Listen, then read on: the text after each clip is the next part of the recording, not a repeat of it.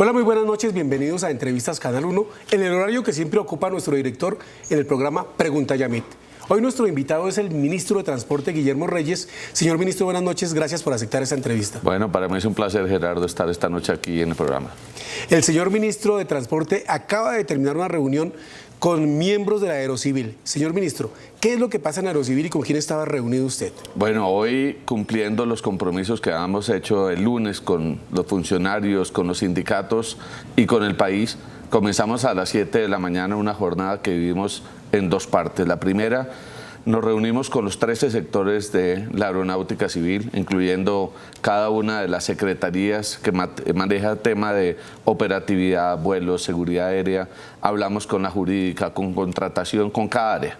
Con cada uno escuchamos cuál era la situación que se está dando al interior, cómo se respondía y qué responsabilidades podían existir respecto de, por ejemplo, en la oficina de contratación y jurídica, de las denuncias presentadas respecto de varios de los contratos que se han venido suscribiendo por parte de la entidad. De la misma manera, quienes manejan el tema de licenciamiento de pilotos, pues examinamos el tema que dieran las explicaciones del caso, era lo más importante, y además cuáles eran las debilidades que presentan al interior de la entidad. Y luego de terminar esta fase, comenzamos a la 1:30 de la tarde una reunión con los 13 sindicatos. Logramos escuchar hasta hace escasos minutos a todos y cada uno de los sindicatos representados por 5 de sus integrantes, con el propósito, uno, que nos presentaran cuál era en criterio de ellos las dificultades que tenía la entidad, cuáles eran las debilidades, las quejas que cada sindicato tenía,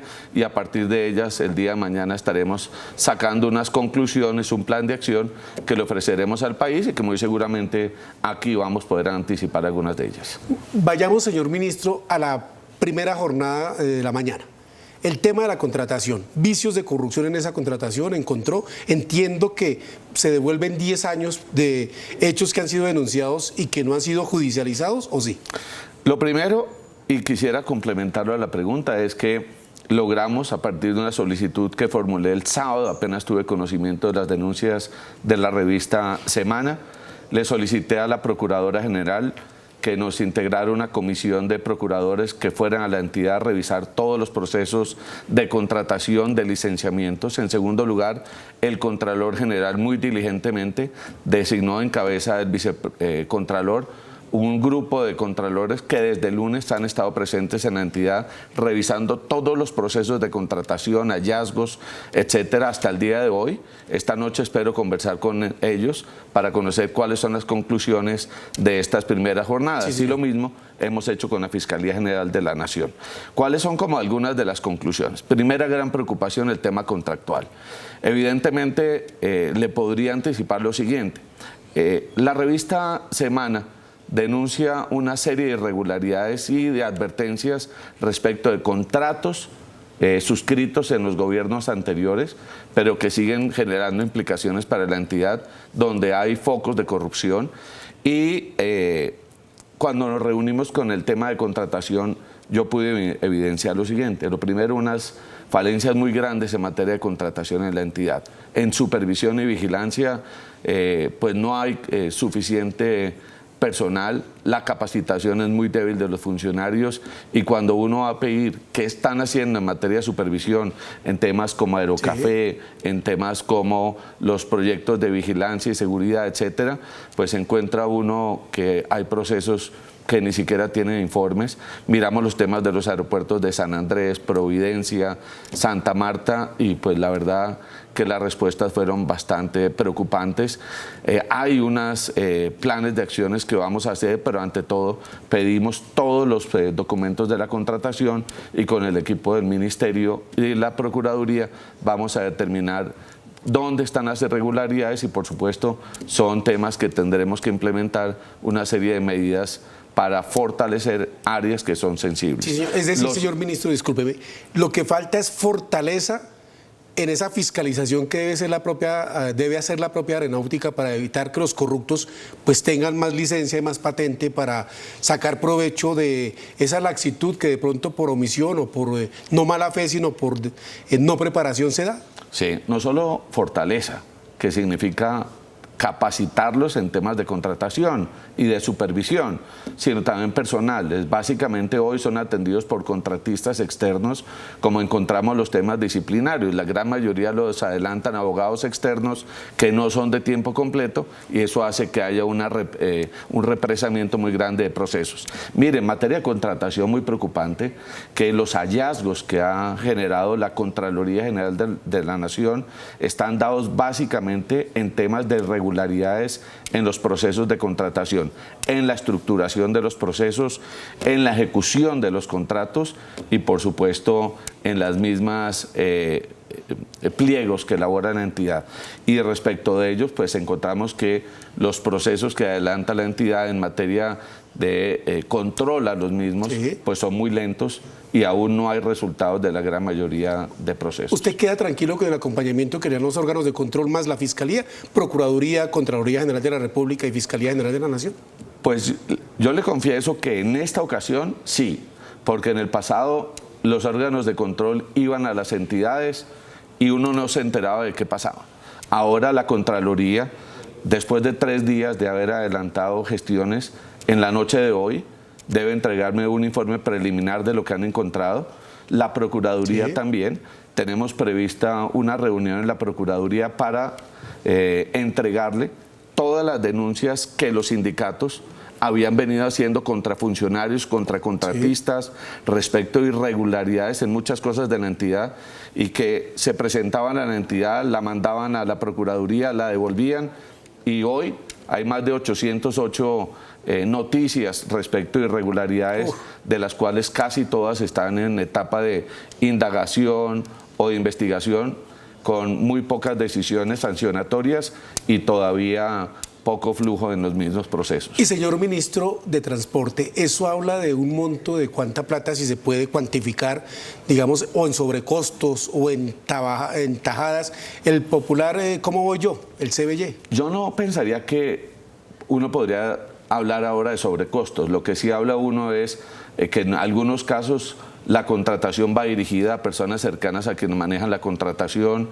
2, a procesos en que se adjudican procesos contractuales casi que dirigidos para alguien en particular, y también procesos con muchas irregularidades en la confección de los prepliegos y el proceso mismo de contratación. Señor ministro, otro tema denunciado es el de que unos funcionarios apagan los monitores o como se llame para que haya aviones que puedan sacar la droga. ¿En eso qué se avanzó? ¿Qué ha encontrado usted? No, tuve una reunión muy larga, de las más largas que tuve hoy fue con ese grupo de la entidad, en la que se concluye que no es posible que un controlador apague el radar, porque primero la forma de apagarla no está en el lugar, hay que desplazarse a un lugar y solamente los que tienen determinadas claves de acceso de seguridad lo pueden hacer. Es decir, ¿habría rastreo de quién lo hace? Habría rastreo. 2, de todas maneras, los radares tienen un doble control.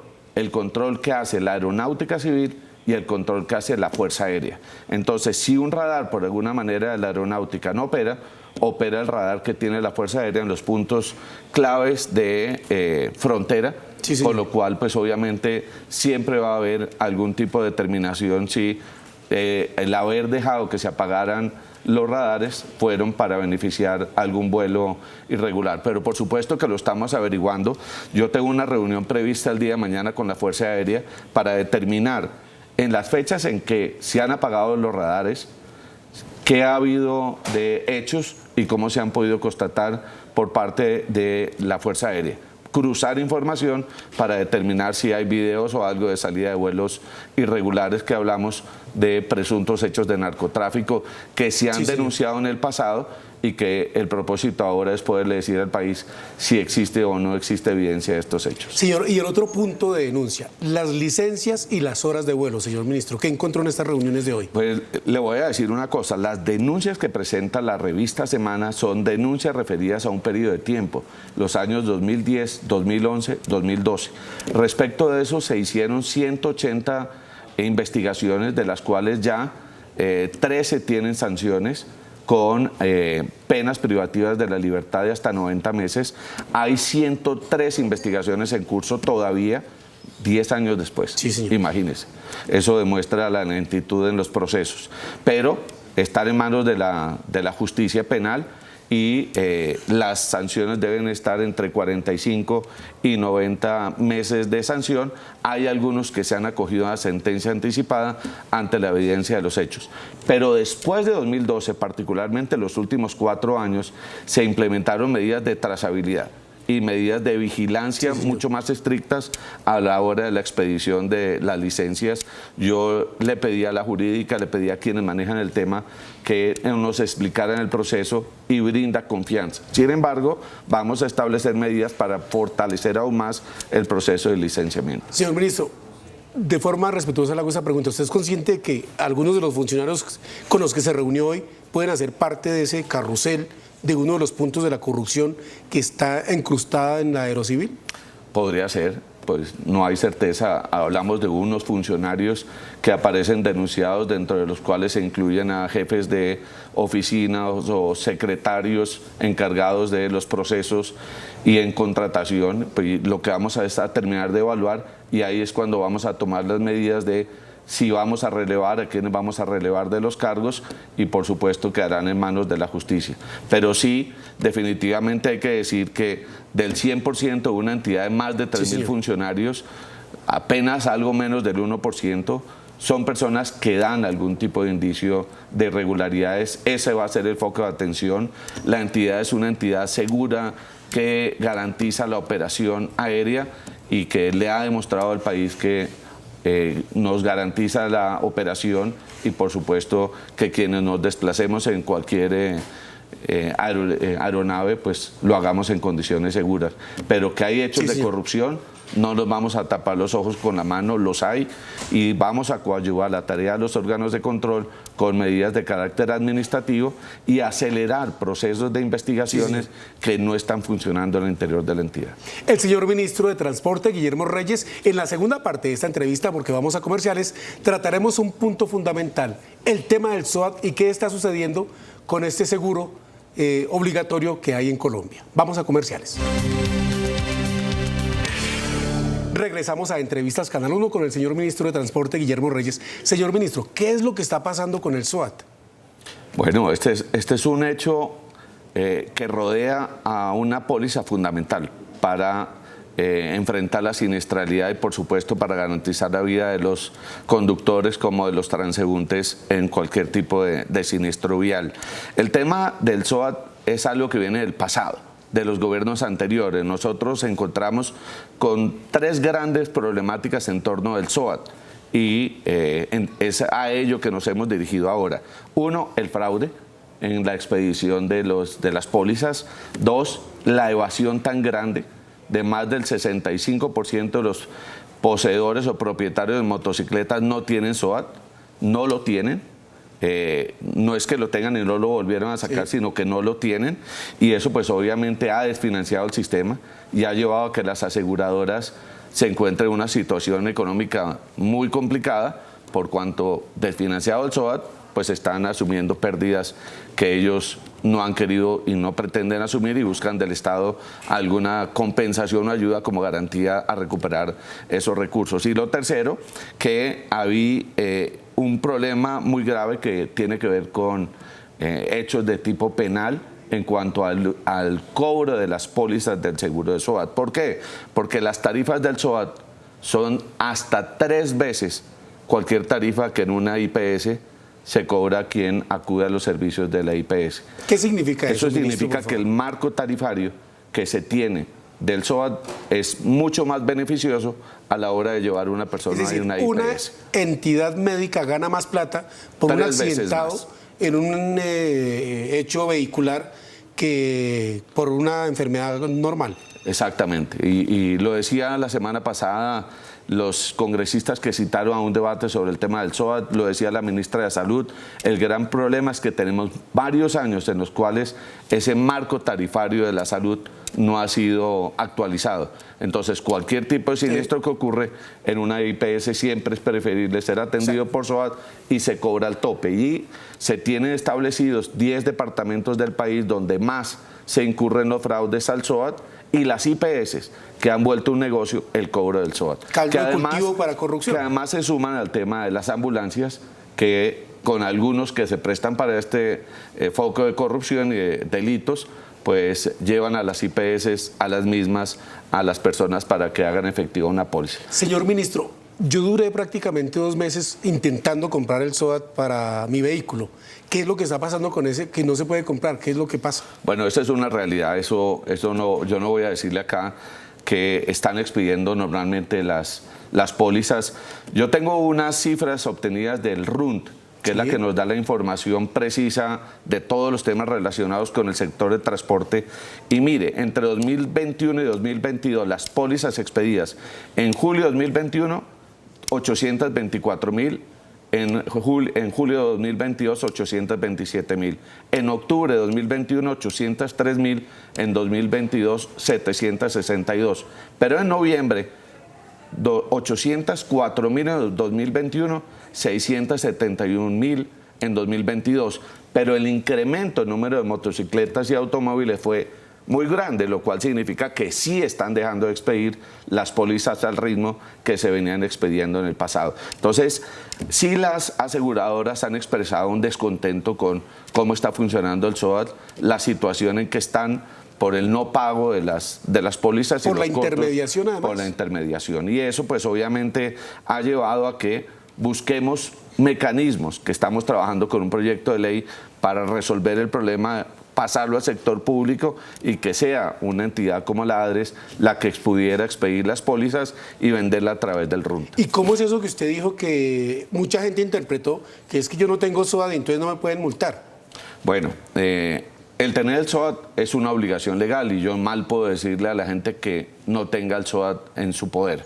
Nosotros estamos, pues, conversando con las autoridades de tránsito en el sentido de ser un poco más flexible a la hora de generar inmovilizaciones de vehículos o de motocicletas cuando la póliza se venció entre el mes de julio y el mes de noviembre, en razón a que la no expedición de las pólizas no es responsabilidad de los ciudadanos. Si el ciudadano aporta una prueba ante los funcionarios, los inspectores encargados de adelantar la decisión respecto de la imposición de comparendos, pues podemos generar una figura que exoneraría de la sanción, es decir, por la no expedición de la póliza. Que comprar el SOAT, pero que no me lo vendieron. Exactamente, usted lo puede hacer cuando acude a su computador, entra a la página web, por ejemplo, de Sura, de Seguros del Estado, trata de pagar la póliza y le dice no, no se expide la póliza o no está habilitada en este momento. Usted hace un pantallazo y con eso usted tiene la prueba. Pero estamos siendo en ese sentido, en un estado donde predomina la justicia social, mal podríamos ser en ser muy rigurosos cuando por situaciones que vienen del pasado se ha generado la no expedición de las pólizas. El mensaje no es de cultura de no pago. No, por supuesto que no, porque el SOAT hay que pagarlo. Nosotros vamos a expedir una circular el día de mañana, así como esperamos también que salga el decreto con la rebaja de tarifas del 50% del SOAT, con el objeto de definir estos temas, que haya claridad, y aprovechando un evento mañana de toda la Dirección de Tránsito en su aniversario en la Policía Nacional, tendremos la oportunidad de dar ese mensaje para que no se haga o se cause un agravio injusto a los colombianos. Pero no es una fórmula de exonerar o de liberar la obligación de pagar el SOAT. Señor ministro, usted salió en hombros en un paro de moteros y la gente dice, ¿cómo así que los motociclistas son los que más accidentes viales, vehiculares ocasionan, más víctimas fatales en esos accidentes de la seguridad vial sufren, y se les baja el SOAT en un 50% cuando lo que reclama la ciudadanía es que, al contrario, a los motociclistas se les imponga en su conjunto mayores requisitos para que tengan mayor responsabilidad vial? Bueno, eso tiene dos finalidades. La primera, el presidente de la República, una vez se anunció el incremento de la gasolina, considerando que esas 11 millones de motocicletas que circulan en el territorio nacional circulan con gasolina, y el incremento se dio, el presidente se comprometió a reducir las tarifas del SOAT para cubrir o compensar ese aumento en el precio de la gasolina. Pero además, cuando usted toma lo que genera el SOAT, el 53% de lo que se recauda del SOAT pagaría el valor de la póliza o los costos de la póliza. El otro 47% se destina al sistema de salud para atender otras finalidades. Entonces, lo lógico es que la póliza debería costar mucho menos de lo que hoy vale, especialmente en este sector. Entonces, lo que hemos hecho acá es, uno, compensar con una medida el incremento de la gasolina. Dos, generar un incentivo para que se pongan al día en el pago, tener la póliza vigente. Y tercero, acabar con la evasión, acabar con el fraude. Pero ahora sí, vamos a ser rigurosos. Una vez tengamos resuelto el tema de la expedición, expedido el decreto, vamos a tener todas las guardias de tránsito del país y policías de tránsito exigiendo el SOAT antes que cualquier otro documento al titular de una motocicleta como de un vehículo. La rebaja del 50% en el SOAT a esos 11 millones de vehículos, de motocicletas, ¿cuánta plata le constituye, le genera al Estado que deja de recibir? Rebaja que esperamos, mañana salga el decreto, a ver si desde mañana mismo, desde el 2 de diciembre, una vez se hagan los cálculos que está haciendo la Superfinanciera y el Ministerio de Hacienda, empezaremos a aplicar. Tiene un costo cercano a los 2 billones de pesos, pero es recursos del sistema. Estos 2 billones, ¿cómo los vamos a recuperar? Uno, con la adición presupuestal que se va a llevar al Congreso en el primer trimestre de 2023 y con lo que vamos a recaudar de mayor número de motociclistas comprando el SOAT. Entonces, nosotros hicimos un compromiso con ellos de que no íbamos a aumentar el SOAT y que íbamos a revisar cuánto iba a bajar. Señor. Y se hizo un gran sacrificio que nadie esperaba, el 50%. Y esperamos que de parte de ellos el compromiso es tener el SOAT. Y aprovecho para hacer un pequeño comentario. Los camioneros han salido a expresar que tienen descontento de por qué bajar el SOAT a los motociclistas y a los camioneros no. Muy sencillo. A los camioneros no se les incrementó el diésel ni el gas que se les vende.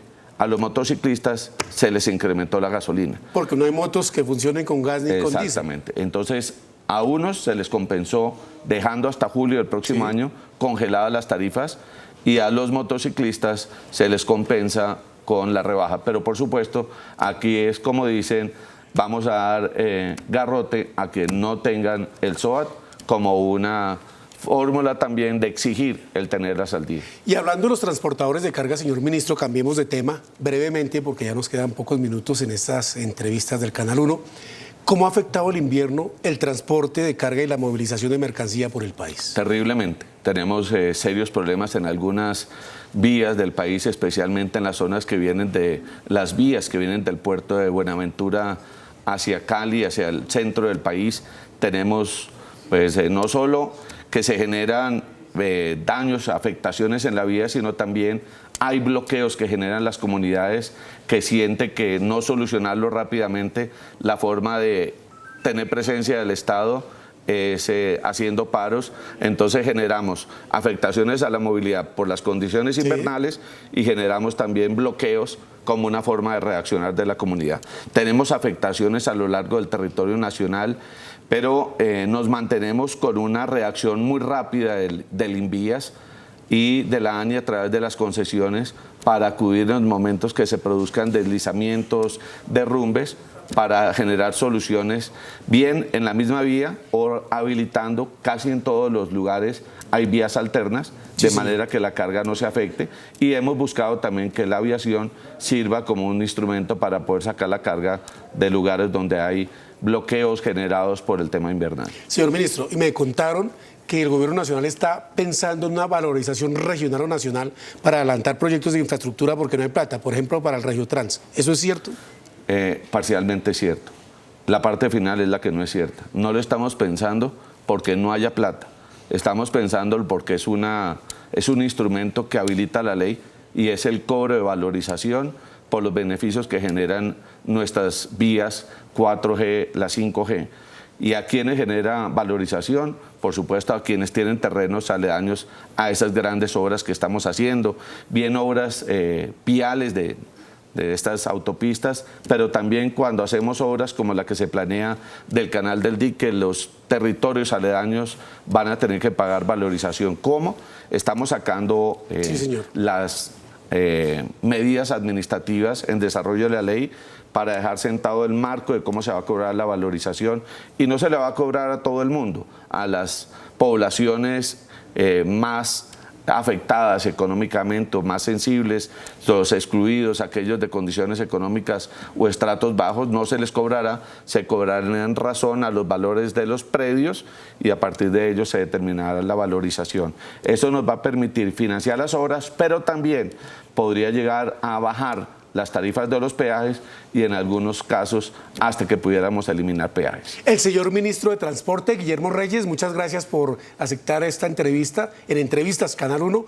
Temas hay, por supuesto, corrupción en Aerocivil, el SOAT y la noticia que acaba de darnos, el gobierno se está pensando en valorización para adelantar obras de infraestructura. Señor ministro, muchas gracias, buenas noches. Muchas gracias a usted y un gusto haber estado esta noche en este programa. A ustedes, televidentes del Canal 1, los invitamos a continuar aquí en sintonía en Noticentro 1 CMI. Feliz noche.